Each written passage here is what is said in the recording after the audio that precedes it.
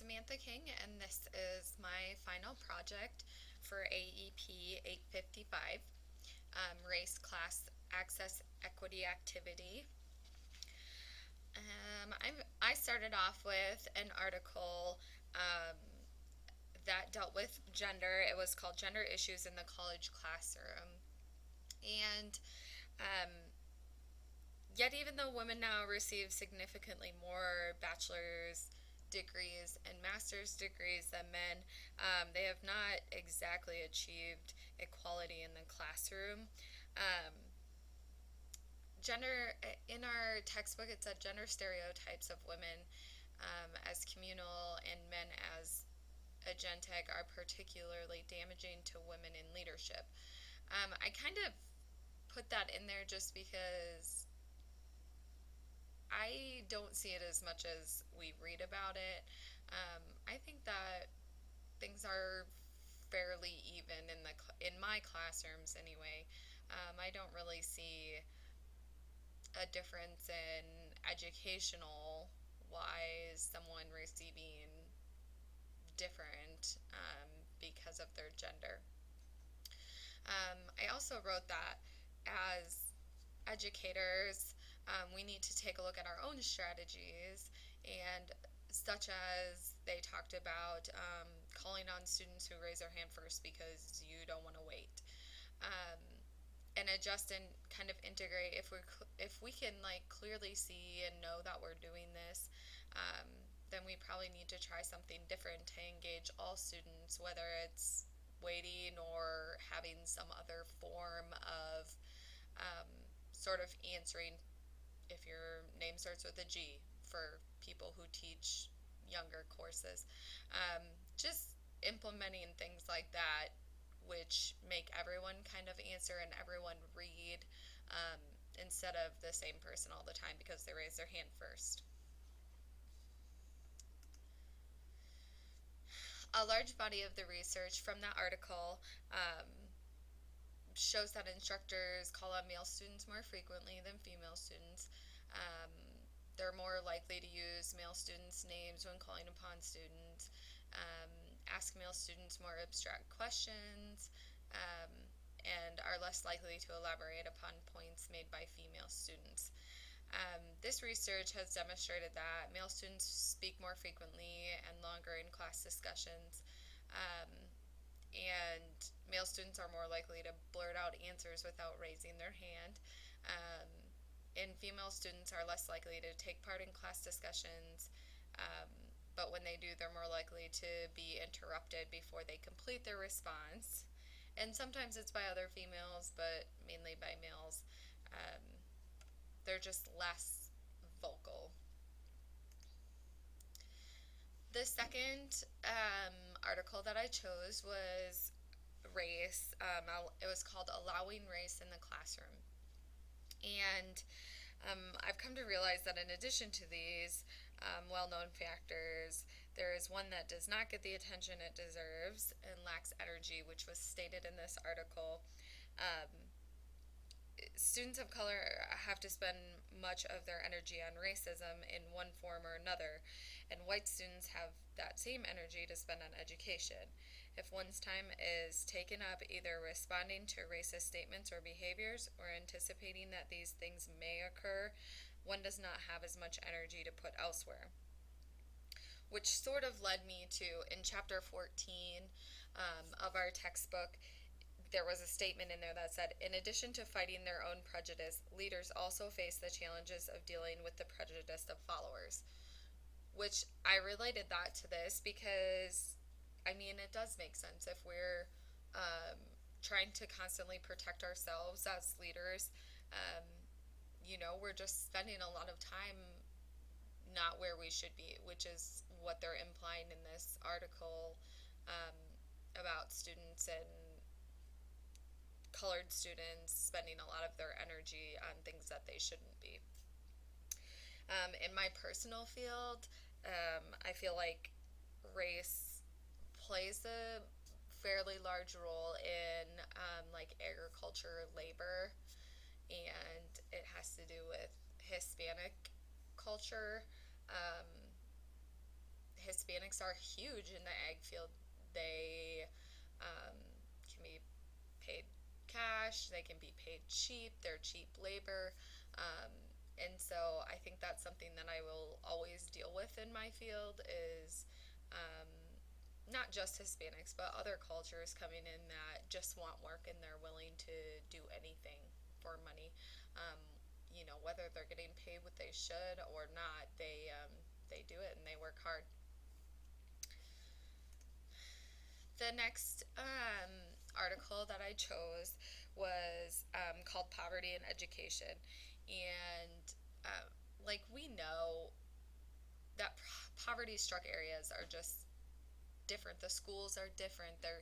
You go to the inner city or South Milwaukee, where some of my family lives, and these schools have 50 to 100 kids in a classroom. They have to go through metal detectors to go in. It's just a different life, a different lifestyle. Um, but throughout the world, it's been found that the probability of finding employment raises the higher levels of education, and that earnings are higher for people with higher levels of education. A better educated household is less likely to be poor, which seems pretty obvious. Um, Generally, education improves job prospects for poor groups, although upward social mobility is more difficult for these groups that are also otherwise socially marginalized. Like, these people are poor, they're living in a poor situation, they're going to a poor school. Um, it's kind of hard for them to just up and move to somewhere good, is kind of what I'm getting out of this. Even among such groups, though, education lowers poverty, but the returns to education may be smaller than for non minority members due to discrimination. And I really like this quote. Um, it's out of the article. Better educated people have a greater probability of being employed. Um, I just thought that was good. I think a lot of us, spend a lot of years in schools and maybe not get what we want, but because of our education, we'll get paid more than, say, someone who didn't go to school. For equity access, I kind of picked this out of the article. The welfare of our nation rests heavily upon our system of public education. Um, I chose this article because it kind of, as much as we provide free public education, we want everyone to have access to it and everything. We sort of continue to fall short of this most, basic commitment. We do not ensure that every child in this nation has equal access to high quality education, and even though we have made great strides in making this possible, we still have a lot of work to do before that's actually completed. Um, the forum believes that. Oops, sorry. Um, High quality public education is a civil right um, that should be made available to all people on equal terms. All children deserve a well prepared and supported teacher who knows his or her content area and how to teach it well. All children deserve access to an educational experience fully and intentionally prepares that fully intentionally prepares them for challenges and opportunities. A central role of the federal government must be to ensure that all schools are funded equally. The shared mission of our schools should be to end the predictive value of race, class, gender, and special capacities on student success. And instead of thinking of educational inequalities as an achievement gap, we should view them as an educational debt.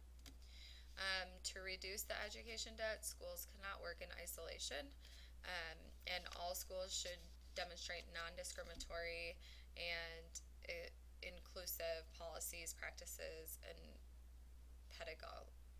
pedagogies. I'm not pronouncing that right, I'm sorry.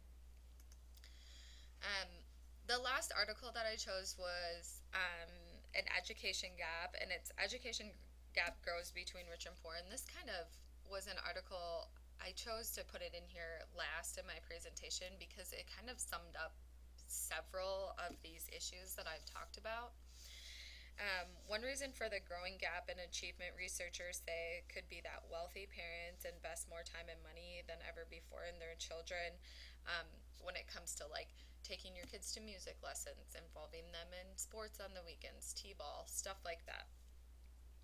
While lower income families, which are now more likely than ever to be headed by a single parent, are increasingly stretched for time and resources. So if you're a single parent, you have less time, you maybe can't take your kids here or there, you're working, no one else can take them, and the such. This has been particularly true as more parents try to position their children for college, which has become even more essential for success in today's economy. Almost practically everything you see now, you have to have education, whether it's a high school diploma, which is almost unheard of now, or slowly growing to be unheard of. They want you to have something, whether it's a certificate, an associate's degree, a bachelor's degree, um, some education that gives you knowledge in your field. And this was kind of one of my favorite things in this whole article, and I think it just has a lot to do with me personally. The growing gap between the better educated and the less educated has formed a kind of cultural divide that has its roots in natural social forces, like the tendency of educated people to marry other educated people, as well as in social policies like welfare and other government programs, which um, provides incentives for staying single. Um, and the reason why I'm kind of implying this to myself, maybe in my field, is when I go to apply for financial aid or something, I get nothing because um,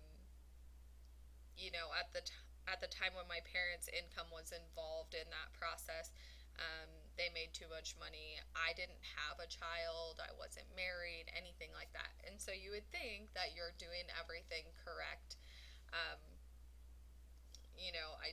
I didn't have a child. I'm not married. I'm trying to go to school and create this great life and everything. Where as my parents at the time couldn't financially help me with school, and they were basing, my financial ability off of my parents, which I thought was pretty ridiculous, because they did not help me at all with school.